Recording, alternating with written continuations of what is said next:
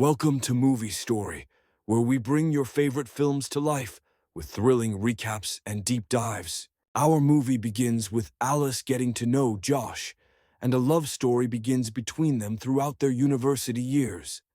However, after 4 years of their relationship, she decides to break up with Josh, claiming that she wants to live her life, be free, and re-establish their relationship later. Josh knows that once Alice breaks up with him, she won't come back, but he respects her wishes. Alice travels, avoiding serious relationships that might cause her problems or delay her dreams. We then meet Robin, a reckless woman who is not attached to any man. She lives a carefree life filled with parties and relationships, rejecting anything resembling stability. One morning, after yet another random encounter, she wakes up arguing with the guy in her apartment, demanding to know why he is still there. He, however, informs her that she is actually in his apartment, having spent the night there. Shocked, she quickly leaves and heads to her job at a law office, where she was recently hired. Next, we meet Lucy, a single woman whose only focus is her work. Due to an internet issue, she heads down to a bar to use the Wi-Fi and meets the bartender, Tom. He is surprised to see her sitting alone with a laptop and asks why she isn't with someone. She explains her theory, stating that New York has 8 million people, half of whom are women, so they don't interest her.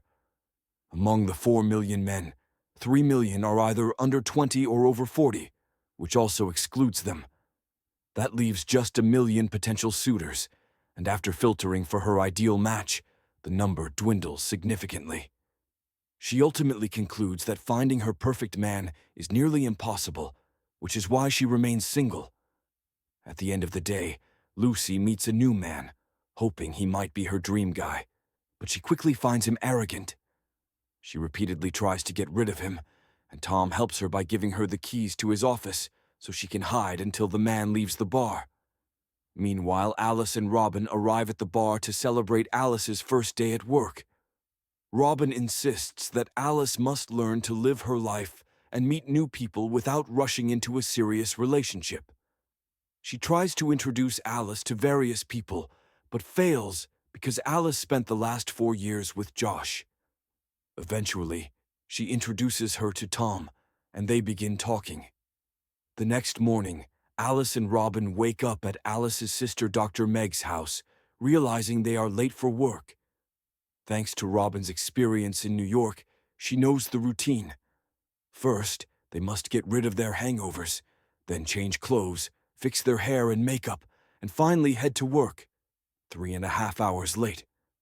All day, Alice struggles to suppress her urge to talk to Tom, but eventually gives in. On their last meeting, she admits that she can't live without a commitment. Tom tells her that if she's looking for a serious relationship, he is not the right guy. However, if she wants a casual relationship, he is available. Alice realizes she was supposed to stay single and not betray Josh's trust. Tom, on the other hand, argues that staying single is impossible, but she can avoid long-term relationships and emotional attachment. Tom explains his strategy. 1. Empty the fridge. This ensures there's no breakfast in the apartment the next morning. 2. Cut off the water supply so there's no reason to stay. This way, every relationship becomes a one-night stand. Alice isn't convinced by his logic and later calls Josh, asking to meet. She confesses that she wants him back and that the breakup was a mistake. However, Josh is shocked and tells her that he took her words seriously, moved on, and is now dating a woman named Michelle. He refuses to get back together, stating that he doesn't know or care what Alice has done with others since their breakup. She is no longer his. Alice tells her sister and Robin everything that happened. They try to convince her to move on, just as she originally intended. Her sister eventually leaves for work, and later, Alice meets Meg at her apartment. Meg tells her that the landlord won't allow anyone else to live with her, or she will also be evicted due to past problems. Alice insists that she doesn't cause trouble. but she starts to feel that Robin's influence has led to recent issues. Deciding to isolate herself for the first time in a long time, Alice is surprised when Josh shows up at her place one night. She hopes he is there to rekindle their relationship, but he merely returns some of her belongings that he found at his place. To add to her heartbreak, he informs her that Michelle will be moving in with him. Because they are taking the relationship very seriously, Alice gets upset that Josh doesn't come to see her as she wanted. He gives her back her things and leaves. The next day, she goes to her sister and decides that she wants to be a mother. She uses injection clinics to get pregnant, takes a test, and is happy when she and Robin see that the result is positive. Christmas Eve arrives, and she places her eggs in Alice's office. Meg, her sister, joins her, and they enjoy their time together. Meanwhile, Lucy is still searching for her soulmate and believes she has found him. His name is Paul.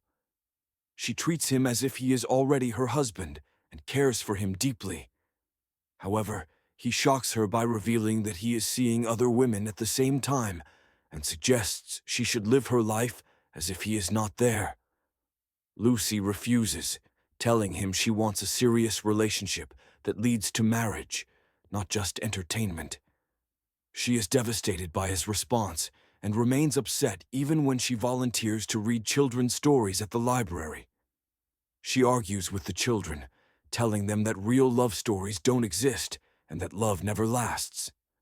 The library owner tries to calm her down, and she learns that his name is George. It becomes clear that she admires him.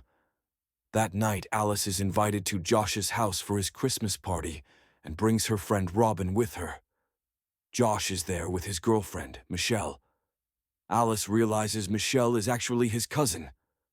Meanwhile, her sister Meg is finishing her shift at the hospital when she finds Kane waiting for her outside.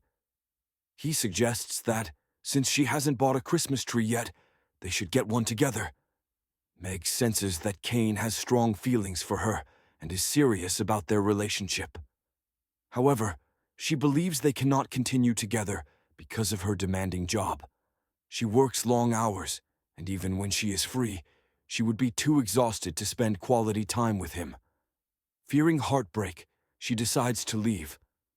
Later, after finishing work, Meg finds Kane waiting outside her house with a Christmas tree as a gift. She is happy to see him. Meanwhile, at Josh's party, Alice struggles with seeing him with someone else. She wishes to be alone and decides to go to the big Christmas tree in the city. There she runs into David, whom she met at a party before. She invites him to join her, and he takes her to a high place where they can see the tree clearly. 3 months pass, and Alice's relationship with David does not last. She spends her night at celebrations, drinks excessively, and wakes up the next day in a stranger's house, feeling like she has failed at being single. Meanwhile, Meg has been avoiding Kane because she has been hiding the fact that she is pregnant. However, he unexpectedly sees her at a baby supply store and asks how she is pregnant without telling him. He assumes he is the father, but she explains that she was already pregnant before they met and kept it from him because she didn't know how he would react. Kane tells her that he wishes to be a father, take responsibility, and raise the child with her. He insists that she doesn't have to go through this alone, as it is not an easy journey. However, Meg refuses his help, saying she cannot accept it, and she pushes him away. She returns to being single, just as her sister Alice once did. Alice later visits Tom and talks about Josh, while Tom shares his feelings about Lucy. He confesses that Lucy is in love with George, but he believes George doesn't deserve her and that he should have been the one with her instead. The next day, Alice celebrates her birthday. Josh is at the same place, and Robin is the reason they all end up together. She invited everyone. Alice tries to avoid them, but then David shows up to apologize for what happened between them. He expresses regret over their last conversation and leaves. Alice then argues with Robin about what she did, and their fight escalates until Robin leaves the party, upset. Later, Josh approaches Alice and tells her that he misses their time together before they got into a relationship. He admits that he is going to marry Michelle, but confesses that he doubts his love for her. Alice, however, tells him that she made a mistake by waiting for him all this time and that she no longer wants to be with him. She urges him to focus on his love for Michelle since their wedding is soon. Although she cries over the memories they shared for the first time, she truly embraces being single. As Alice prepares to leave her party, she notices Robin trying to stop a taxi. Meg is about to give birth. Everyone rushes to the hospital, where Meg delivers her baby. Kane comes running in as soon as he finds out about the birth. He tells Meg that she may have crazy and unpredictable behavior, but he loves her and wants to be with her. Meg, in turn, hands him the baby and tells him that she loves him too. She admits that she doesn't want to raise their daughter alone and asks him to take care of her with her. They reconcile and start a new chapter together. Later, Alice visits Robin and insists on seeing her. They share a meal, and Alice tells Robin that she is her best friend and never meant to fight with her. Robin forgives her. Finally, Alice embraces being single for the first time in a long time, taking the opportunity to reflect on her life. She realizes that there are people who seek stability, like Meg and Kane, and others who once rejected stability but now want it, like Tom.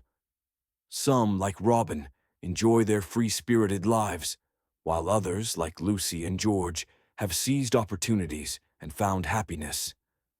Alice finally begins to pursue her dreams, just as she always wanted. If you enjoyed this story, don't forget to like, share, and subscribe to Movie Story for more amazing movie recaps. Let us know in the comments which movie you'd like us to cover next. Thank you for watching, and see you in the next one.